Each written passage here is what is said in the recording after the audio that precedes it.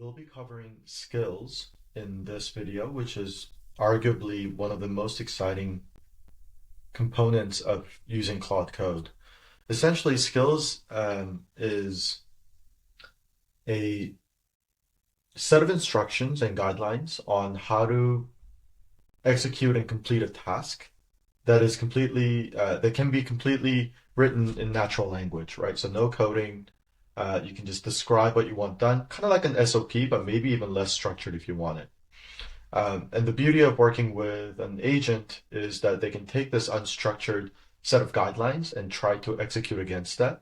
And that's what skills allows you to do. So if you have a repeatable task that you repeat often, instead of having to tell Claude what they should do every single time, you can just say, I'm going to create a skill because I know I'm going to use it. I'm going to invoke that skill again and again.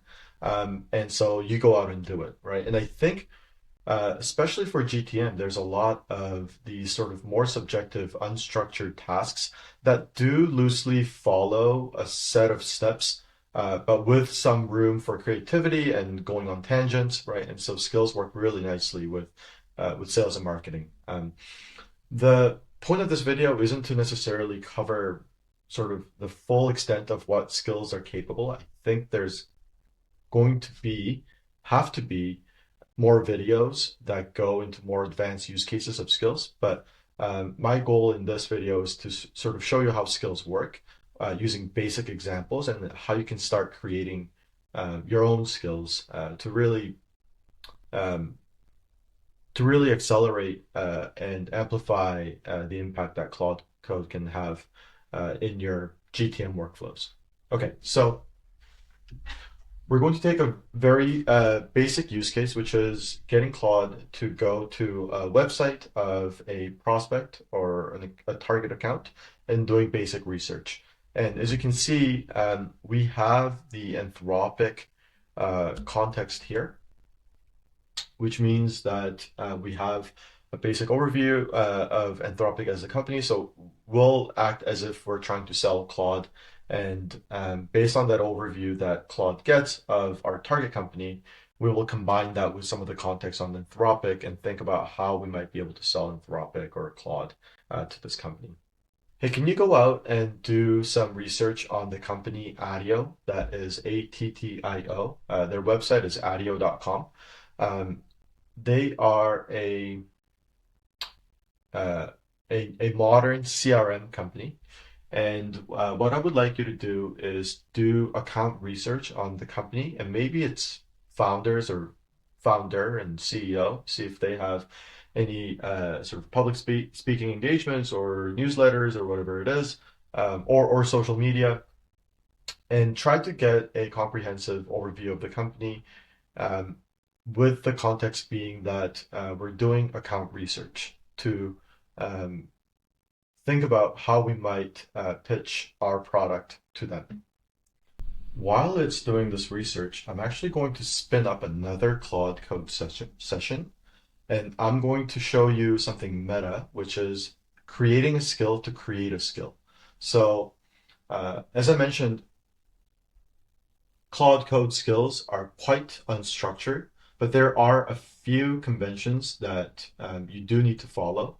And so what I'm going to do is teach Claude Code what those conventions look like, what the best practices look like for creating a skill, and then get it to create its own skill to create a skill. So uh, Claude Code is going to create a skill to be able to create a skill, and then we're going to come back to this and then create a skill to research, to do account research. Hopefully that makes sense, but I think it'll become clearer as I walk you through the steps of creating this skill.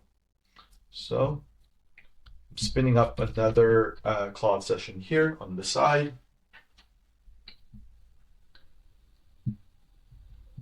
Hey, go look up Claude Code's skill documentation and understand how skills work, how to create one, and let's create a skill based on that understanding, on that research that you do, to create a skill, right? So it's a little bit meta, but go do research on Claude Code skills, how it works, how you set one up, And then let's create a skill to create a skill.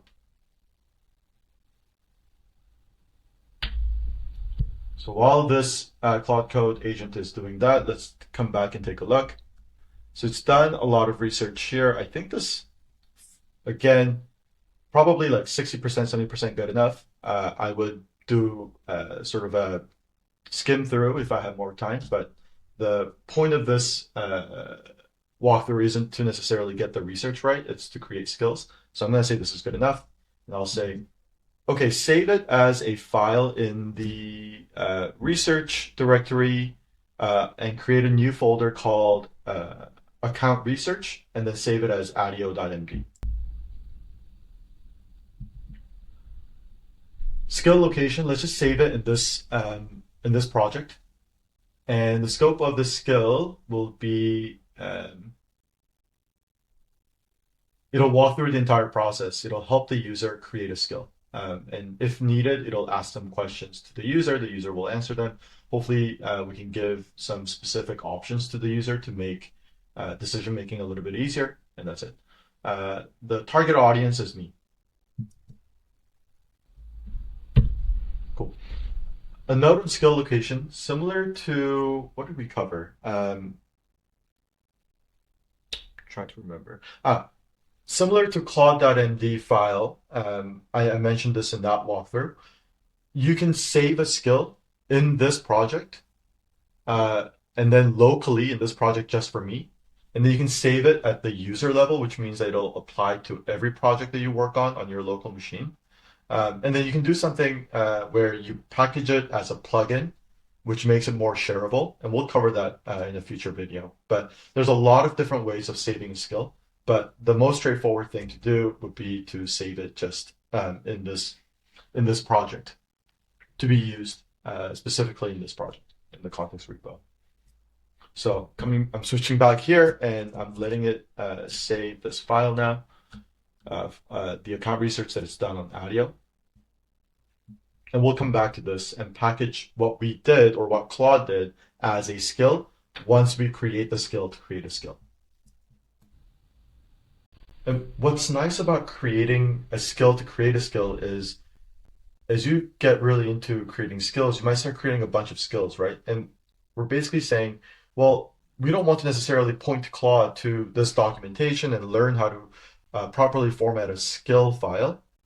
So let's just do it once by creating a skill to create a skill, and then we can reuse that skill every time we need to create a different skill, right? So you might do account research, prospect research, you might do some brainstorming, right? Like all of those can be turned into skills if you do them often enough, and you can give Claude sort of an idea of how to turn it, like what to do every single time for that process. Okay, so key findings from official docs, file structure, skills live. So it knows exactly what it needs to do. The front matter is the formatting that I told you about. Front matter is the content that lives at the top of the file, of the markdown file, where you have the name, description, disabled model invocation, and a bunch of other parameters, right?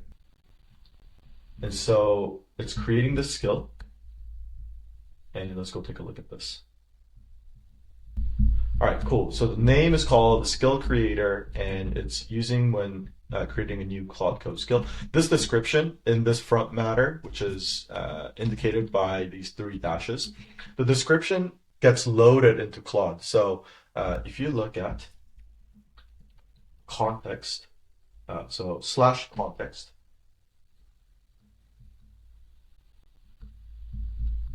you can see skills, the yellow thing here, right? Yellow little disk. You can see that it's taking up 0.7%. What's really nice about skills is that only this gets loaded into Claude. And so it doesn't take up as much of your context. And only when you actually use the skill, the rest of the skill gets loaded into the context window. So this is a little bit different from MCPs, which we'll cover later, but MCPs, the entire thing gets loaded. And so people often complain about how much context window it takes up. But with skills, it's really nice because only this gets called. And based on the description, when I say I want to create a new Claude Code skill, Claude says, "Oh, I saw that somewhere. It's loaded in my context. There's a skill called skill creator. The description says, use it when creating a new Claude Code skill. So now I'm going to actually go and read the entire skill file and use that skill." Okay, so I'm back in this Attio account research session. I'm going to create a skill to do account research. And the way I like to do it is basically say, "Hey, Claude, I gave you some context around Attio and what I want in my account research, and you went ahead and got that information, right? Um, can you turn what you did, the set of steps that you took, as a skill called account research so that I can just give you the company name and maybe the domain if I know what the domain is. And then you can basically do what you did for Attio, but for other companies as well." Perfect. So we successfully loaded that skill, and now it's going to do it, right? So now it's asking me, let's see, I'll create an account research skill based on the process I use for Attio. Okay, so I am going to allow access to skills. And here now we have the account research skill. So if you look at this one, again, it follows the right structure, right? The skill should be used when researching a company for sales. And you can sort of see everything that's in there. Things like, let's see, leadership profiles, product and market position, pitch positioning section for Attio, Claude Code pitch positioning for Attio, why Attio is a strong fit, engineering driven culture, AI native DNA, scale up stage, potential use cases. This is awesome. Pitch angles by entry point. Developer productivity is bottom up, right? You'd be targeting individual engineers. That makes sense. Engineering leadership, top down, makes sense. Product strategy makes sense. Again, for the first pass, this looks great. Yeah, this is awesome. I like how you thought about bottom up, top down, depending, and then like looked at different sort of personas that we can target and who they are at this specific company. Um, so uh, no notes. This looks really great. Let's incorporate this into the account research skill. So in less than 30 minutes, we just created two skills, a skill to create a skill, which will serve you really well as you start diving into skills and creating your own that really are tailored to your specific use cases. And then a generic account research one, which, granted, we didn't really go into detail in terms of really refining the skill, but you saw how through working with Claude using a skill that you built, you can start extending it and making it even better by just talking with Claude on giving it feedback. Um, and so, yeah, if it's not super clear, what's really nice about Claude Code is that there's this byproduct of your conversation with Claude, right? Like you're talking with Claude to do something, in this case, account research for a company, and you're saying, "Hey, I don't actually like this. I actually need this for my work, and you need to do X, Y, and Z." And Claude goes and edits and modifies its work, right? And then instead of just stopping there, what you can do is, "Hey, based on this feedback that I just gave you, go and fix the skill next time so that I don't have to repeat the same feedback and you don't have to repeat the same mistake," right?